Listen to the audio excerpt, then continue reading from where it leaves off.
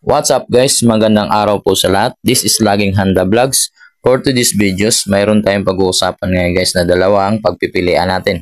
Diskarte o diploma. Kailangan mo ba ng diploma o diskarte? Walang pwedeng mag-insist sa'yo niyan kung may mga pangarap na required ang diploma. Kagaya ng doktor, lawyers, engineers. Kailangan ba nilang magandang credentials o diploma? Meron namang mga pangarap na hindi naman kailangan required ang diploma. Kagaya na iba dyan. Traitor, actress, singer, dancer, businessman. Kailangan ba nilang diploma? Hindi. Kailangan nila ng diskarte. Kailangan nila gumalaw. Hindi mo naman kailangan mag-aral sa school para maging magaling kang singer. Kagaya ng anak ko, tinatanong ko siya, "Anak, anong maging paglaki mo?" Ang sabi niya sa akin, gusto niya maging pulis. Hindi ko naman kailangan sabihin sa kanya na, "Anak, diskarte yung kailangan mo para maging pulis ka."